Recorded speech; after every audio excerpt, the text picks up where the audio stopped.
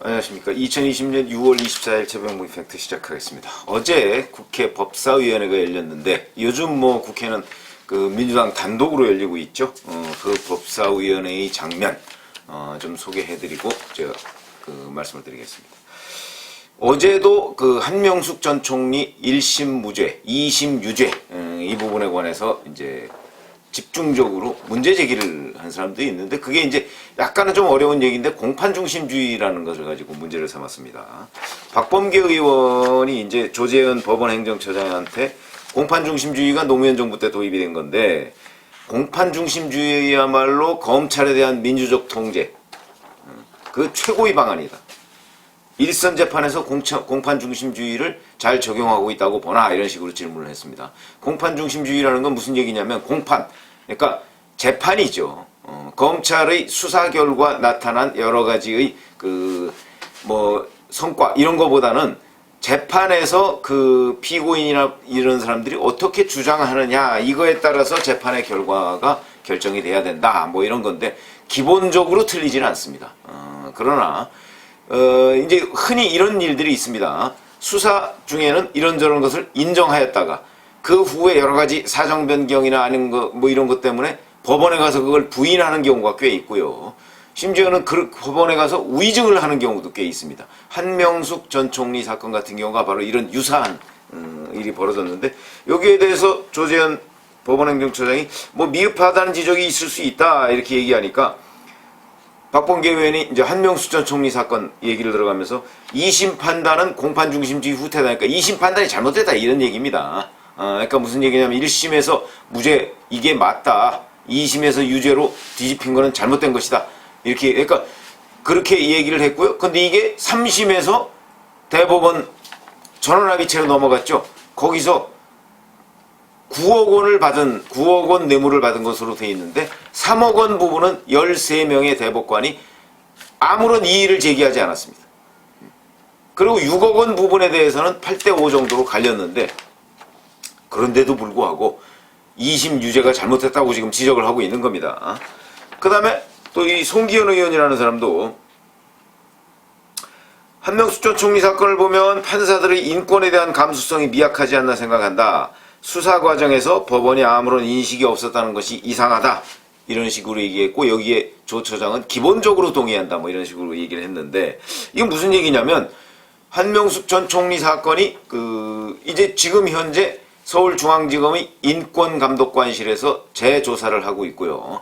그 다음에 대검 감찰부에서도 당시 정말 회유 또는 위증 교사 뭐 이런 것들이 있었느냐 하는 부분을 이제 조사하고 있는데 이 조사하고 있는 것의 그 원천 왜 이걸 조사하게 됐느냐가 바로 이 한만호 씨라는 사람하고 같이 감방 생활을 하던 다른 동료가 한만호 씨가 굉장히 억울해했다.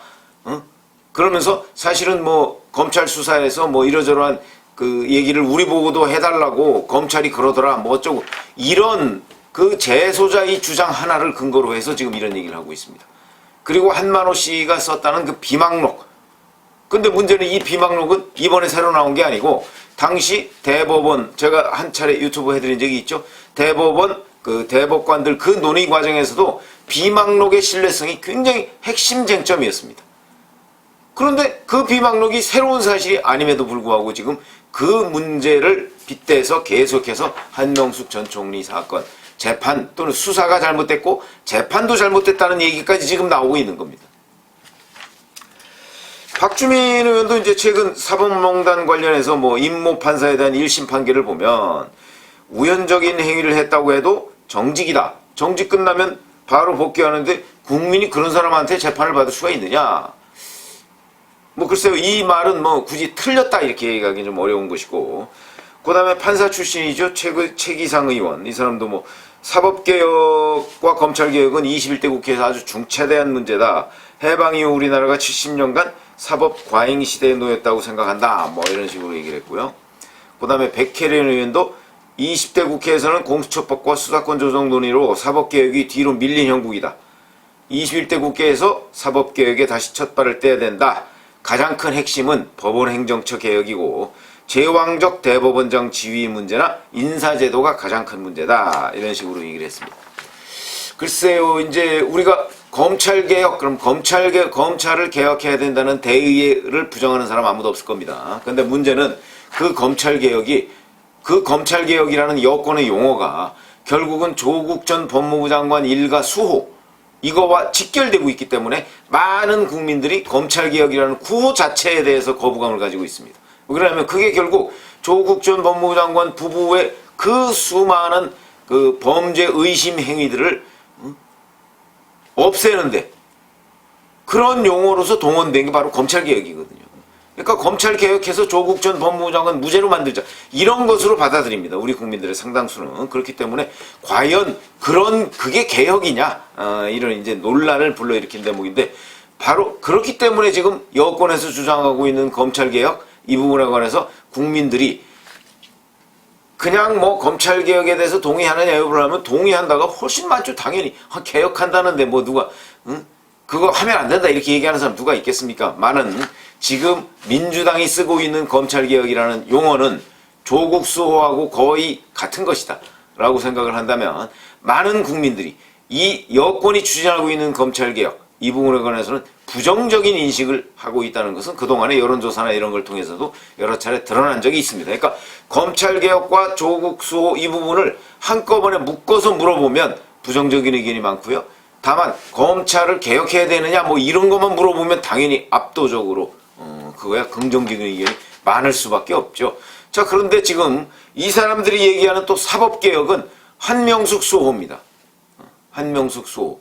이런 사법, 이게 정말 본래의 의미의 사법개혁이냐? 그렇게 생각하지 않습니다. 그래서 어제 법사위에서 생긴 일도 보면 결국 한명숙 수호입니다. 어찌 보면 지금 수호도 아니고요. 한명숙 신원이죠, 신원. 과거의 원을 좀 풀어준다 뭐 이런 건데, 글쎄 그거는 한명숙 전 총리가 본인은 뭐 억울하다고 생각하고 있을지 모르겠으나 이미 1심, 2심, 3심을 거쳐가면서 특히 대법관 13명이 끊임없는 논란을 거쳐가면서 그 한명숙 전 총리 사건에 대한 결론을 내린 것인데, 그런데 그 부분을 지금 뒤집으려고 하는 것인지 아니면 뭐 이런 식으로 분위기를 조성해서 나중에 그 뭐 사면복권을 하려고 하는 것인지 좀 불투명하긴 합니다만은 저는 후자 쪽에 더 무게중심을 두고 있습니다. 저는 뒤집지는 못할 거라고 보기 때문에 어쨌든 간에 그런 것인지 의도야 뭐 명확하지는 않지만 어쨌든 간에 다시 이 사람들이 이제 사법개혁까지 들고 나왔다. 근데 이 사법개혁이라는 것이 결국은 한명숙 수호 아니냐.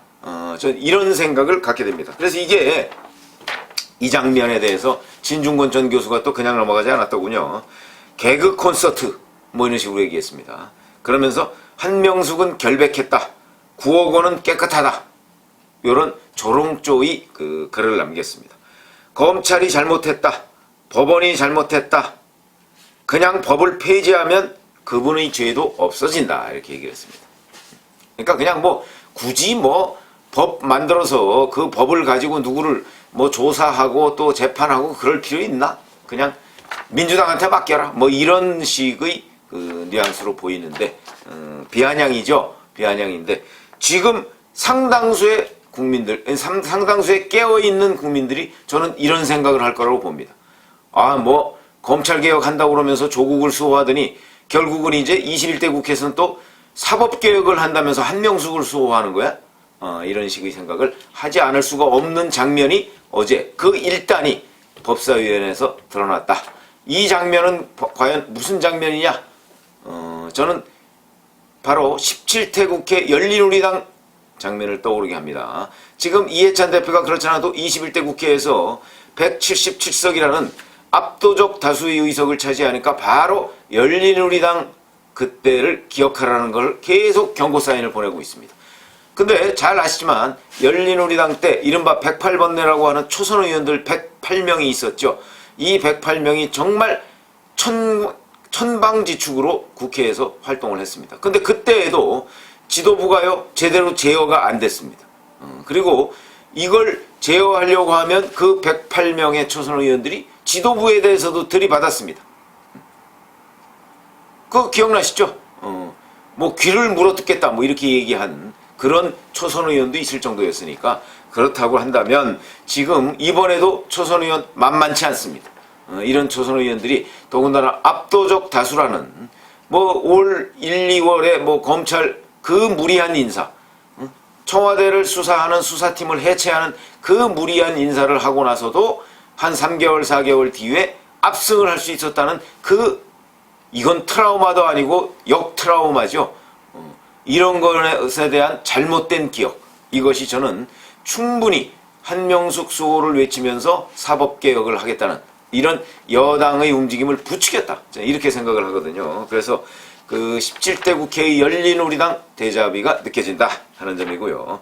그 다음에 또 하나는 바로 검찰개혁도 조국 수호를 외치면서 그 정치화됐는데, 자 이번에 한명숙 수호를 외치면서 하는 사법개혁이라는 것도 결국은 정치화됐나? 그러면 또 검찰에 이어서 법원도 정치화의 바람이 부는 것 아닌가, 이런 우려가 나올 수밖에 없다. 근데 공판중심주의 얘기를 지금 계속 했다고 제가 말씀을 드렸죠. 근데 이미 그런 형사소송법 개정안이 국회를 통과했습니다. 무슨 얘기냐면 형사소송법 312조에 보면 검찰이 적법한 절차를 거쳐서 피의자 신문조서를 작성하였다 할지라도 법정에서 피고인이 그 조서를 부인한다면 증거로 인정할 수 없다, 이런 내용이 들어가 있습니다. 이게 전형적인 공판중심주의입니다.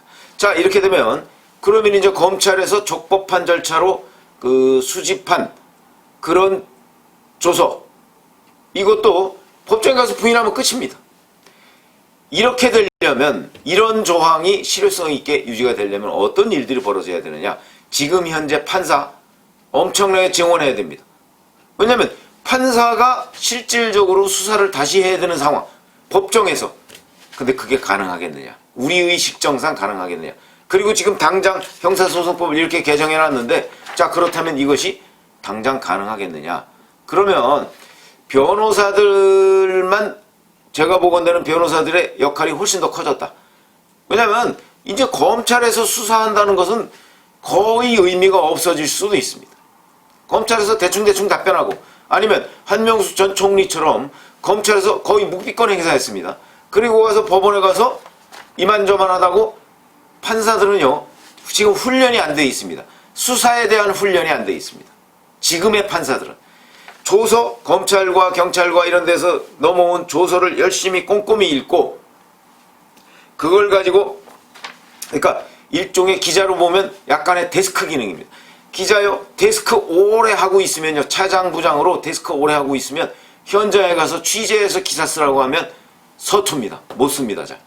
그러니까 남의 거를 고칠 수는 있는데 처음부터 그 기사를 작성하는 거에는 굉장히 어렵습니다. 지금 판사가 그 데스크 기능하고 똑같습니다. 그동안 검찰과 경찰이 조사해온 걸 놓고, 아 이거는 요게 잘된 거고 요게 잘못된 거고, 이거 평가하던 사람이 자 직접 수사와 마찬가지의 그 공판중심주의에서 역할을 해라, 이렇게 얘기하면요, 그거 훈련하는데 제가 보기에는 굉장히 오래 걸립니다. 그거 훈련하는데 굉장히 오래 걸려요. 그 훈련 지금 안 돼 있습니다. 뭘 어찌하라는 겁니까? 이렇게 따지면 피고인들이 장난치기로 말하면, 그러면 법정에 가서 뭐 검찰에서 얘기한 거 적당히 부인하고요, 그러면서 자 공판중심주의입니다, 여기서 지금 내가 얘기하는 거 이게 다 사실입니다 라고 얘기하고, 그렇게 되면 거기서 의증을 하더라도 검찰에서보다는 법정에서 밝혀낼 확률이 확 줄어든다. 이렇게 따지고 본다면, 그렇게 따진다면 이게 법원도 결국 무너지는 꼴이 되는 것 아닌가, 이런 우려. 지금 현재 과연 공판중심주의를 제대로 할 수 있는 그런 여건이 돼 있는가? 여건이 되고 나서 법을 개정해야 되는데 지금 법부터 개정해놨습니다. 그리고 또 하나, 오늘 아침 동아일보에 단독 기사를 봤더니 이런 것도 있더군요. 영상 녹화물도 인정하지 않는다. 그러면 적법한 절차에 따른 신문조서도 인정하지 않고, 만약에 부인하면 영상 녹화물도 마찬가지다, 이렇게 얘기를 하면, 영상 녹화물이라는 게 지금 뭐 유튜브 제가 찍고 있는 것처럼 이제 영상으로 녹화된 거 아니겠습니까? 근데 이것도 인정하지 않는다고 한다면, 그러면 앞으로 검찰의 역할은, 그 검찰 뭐 그러면 확 줄여야 되는 것이죠. 줄이고 그 사람들의 상당수를 저는 그러면 판사로 임용하는 조치, 이런 것들이 있어야 공판중심주의가 제대로 자리 잡을 것이다. 근데 그것도 안 하고 지금 이런 식으로 덜컥 해놨는데, 자, 글쎄 이게 사법개혁인지 저는 아니라고 봅니다만은 왜 그러냐면 이렇게 되면 자칫하면 정말 죄가 있는 사람을 제대로 단죄할 수가 없는 사법부가 될지도 모르겠다 하는 걱정이 앞섭니다. 그래서 제가 어제 그 법사위원회를 봐가면서 자, 이런 식으로 지금 민주당이 또 이제 뭐 검찰개혁에 의해서 사법개혁을 들고 나왔는데 그 정말 배경 이런 것들이 궁금하다. 그리고 그것이 미칠 파장, 이것이 그 우리나라 사법제도의 완벽한 정착을 위해서도 굉장히 우려되는 바가 많다. 이런 말씀을 드렸습니다. 감사합니다.